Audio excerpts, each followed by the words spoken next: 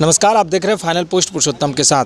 आज चंडीगढ़ के पंजाब कला भवन में इंडियन मीडिया जर्नलिस्ट यूनियन के तत्वाधान में एक राष्ट्रीय संगोष्ठी का आयोजन किया गया। इंडियन मीडिया जर्नलिस्ट यूनियन के नेशनल प्रेसिडेंट हमारे साथ हैं बाला भास्कर सर। आइए जानते हैं इन्हीं से कि इस मीटिंग का उद्देश्य क्या था। स्वागत है सर आपका।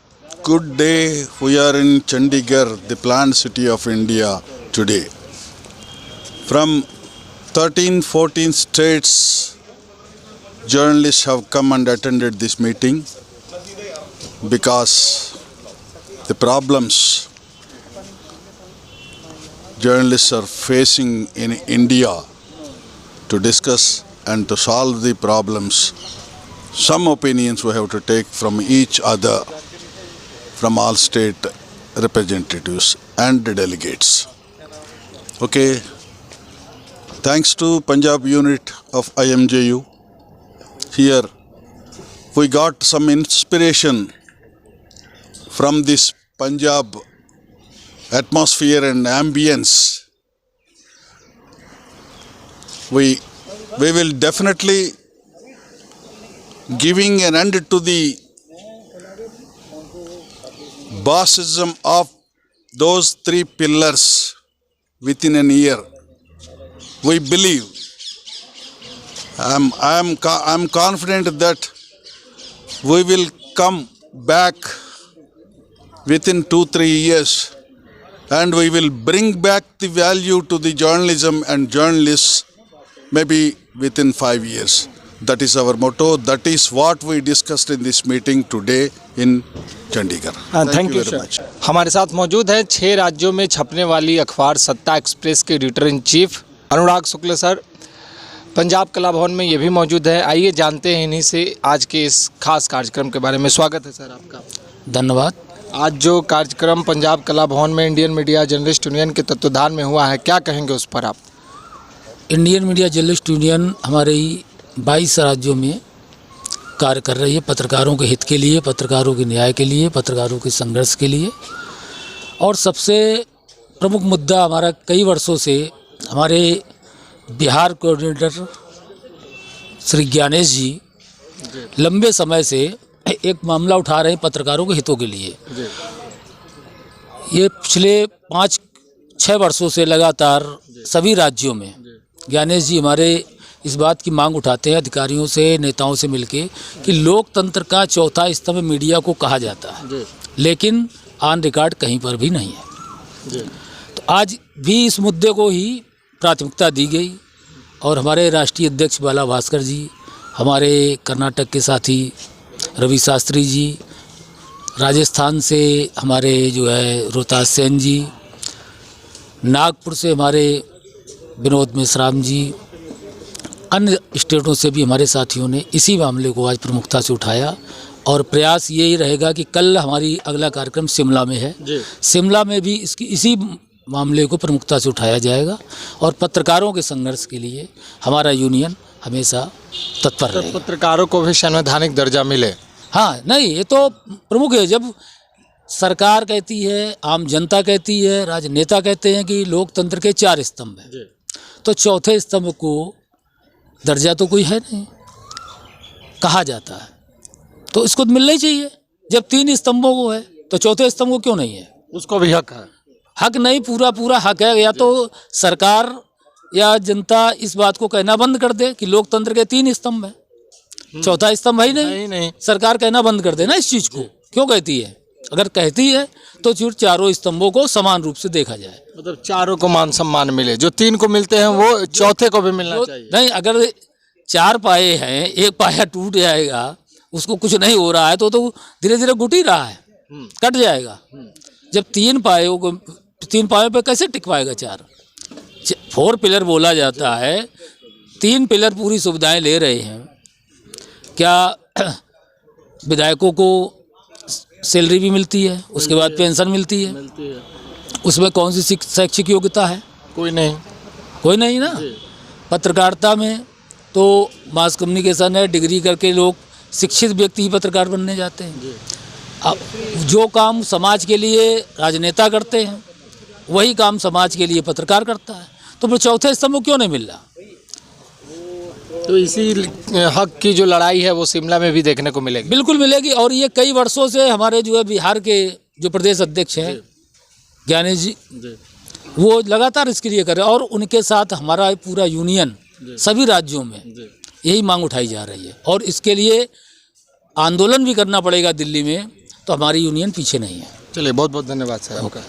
इंडियन मीडिया जर्नलिस्ट यूनियन के ट्रेजरर रवि शास्त्री सर हमारे साथ मौजूद हैं। इनको आप हमेशा हमारे साथ जुड़े हुए देखते हुएगा फाइनल पोस्ट पे। आज हम लोग साथ में हैं। आज जो कार्यक्रम हुआ है सर पंजाब कला भवन में, क्या कहेंगे उस पर आप? I am really very happy. Yes sir. First of all, I thank हमारा फाइनल पोस्ट में कुछ खबर आता है, जी, सारे राष्ट्र में संचालन होता है। Thank you sir. They discuss. Yes, today's program we all gathered here nearly from 15 to 20 states. Yes sir. हमें तो चर्चा किया है पत्रकारों के लिए। हर मीटिंग में ऐसे ही होता है, चर्चा होता है, लेकिन whom we want to touch पिछले 10-15 साल से जो भी 3 पत्रकारों का स्तंभ है, वे they are all very good enough, they are leading very good life, but वो तीनों स्तंभ का जितने भी आदमी होते हैं उसका जिम्मेदारी और उनका भवन जो है हम परिचय देता है, प्रॉब्लम सॉल्व करने के लिए ट्राई करता है। खुद अपना प्रॉब्लम कोई नहीं पूछेगा और सॉल्व करने का ट्राई भी नहीं हो रहा है। लेकिन हमारी भावनाओं का ख्याल नहीं रखा जाता। That is what I am again and again telling. Nobody is caring us. At least we have to care. Yes. That is also not possible because journalists from city they treat themselves as they feel God, and ग्रामीण पत्रकार तो वो second grade citizen हो जाता है। ऐसे क्यों? First unity should be there in unity journalism. And equality. Yes, equality automatic से आता है, यूनिटी होना चाहिए। एक बात हम कहना चाहते हैं, there will be so many parties, BJP, Congress, left, right, regional parties, every day वो लोग लड़ता है, वो हम बताते हैं। एक वन प्रॉब्लम पर, वन इश्यू पर they all unite. What is that? Doubling their salary, doubling their facilities, रोज भत्ता जिसको बोलते हैं। that is what, that too predated from 2023. There is a unity with them, though there is diversity, whereas we journalists, we don't have that unity. We know one to one. Somebody says our great journalist, I know Prime Minister, I know Minister of State, I know Minister for in the cabinet, but nobody will talk directly to them, convince them, and see that Patrika journalists are be helpful and journalists will be given some facilities. We are not asking 100%. कार्यक्रम के संयोजक Raman कतरू sir हमारे साथ मौजूद है। आइए इन्हीं से जानते हैं। स्वागत है सर आपका। आज जो कार्यक्रम हुआ पंजाब कला भवन में, क्या कहेंगे उसको लेकर आप? सबसे पहले तो मैं फाइनल पोस्ट के सभी दर्शकों को मेरा प्यार भरा नमस्कार। और आज का जो हमारा कार्यक्रम था, इसका मुख्य उद्देश्य था जर्नलिज्म को लिए अवेयरनेस पैदा करना। जो जर्नलिस्ट को आजकल काम करने में तकलीफ़ों का सामना करना पड़ता है, लाइक कोई पॉलिटिकल प्रेशर हो गया, किसी तरह की भी फाइनेंशियल प्रॉब्लम हो गई, उन्हीं के लिए सॉल्व करने के लिए हमने सर से आज बात की, बाला भास्कर सर से। और उनके आगे मैंने एक और अपील रखी कि जो 12 साल पहले मीडिया की छवि थी हिंदुस्तान के अंदर, आज मीडिया की वो छवि नहीं है। क्यों? क्योंकि उसको एक वायरस लग गया। तो मैंने बोला सर को कि कुछ इस तरह का हम कोई इसका एंटीवायरस तैयार करें कि किस वायरस की बात कर रहे हैं? वायरस सोशल मीडिया ही सारा टेक ओवर कर गया। प्रिंट मीडिया को भी आज के टाइम में कोई नहीं पढ़ रहा। बहुत कम रीडर्स रह गए हैं। न्यूज़पेपर्स की आप देखोगे तो पब्लिकेशंस बहुत कम हो गई हैं।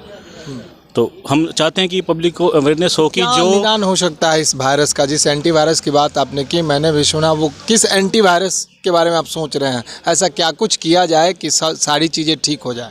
देखिए, अगर नॉर्मल से हम बात करें तो आजकल जो नया यूथ है वो सोशल मीडिया से ही न्यूज़ देखता है और सुनता है, वहीं से सीख रहा है। और उसको वो जो पुरानी नॉलेज होती थी न्यूज़पेपर पढ़ के या बुक्स रीडिंग में होती थी, वो उनको नहीं प्रदान की जा रही, नहीं मिल रही वहाँ से। तो हम उसी चीज़ के चाह रहे हैं कि वापस से हम दोबारा प्रिंट मीडिया की नॉलेज लोगों के बीच में लेकर आए और उसको आगे बढ़ाएं। चले, बहुत बहुत धन्यवाद। Thank you. हमारे साथ जुड़े नेपाल पत्रकार महासंघ मध्य प्रदेश के सलाहकार Dipendra Chauhan sir Indian media journalist union के कार्यक्रम में सर भी पहुंचे हैं। सिर्फ इंडिया से ही नहीं, हमारे पड़ोसी मुल्क नेपाल से भी यहाँ पहुँचे हुए अतिथि हैं। तो इंडियन मीडिया जर्नलिस्ट यूनियन का जो आज प्रोग्राम पंजाब कला भवन में हुआ है उसको लेकर सर से जानते हैं। स्वागत है सर आपका। आज जो कार्यक्रम हुआ है उसके बारे में आप क्या कहेंगे? धन्यवाद। बेसिकली अधिकांश पत्रकारों का चिंता जो है सोशल मीडिया की तरफ दिखा कि सोशल मीडिया की तरफ के चलते वास्तविक पत्रकारिता हाशिए की तरफ चला गया कि ये चिंता देखी गई, जो कि वाजिब भी है।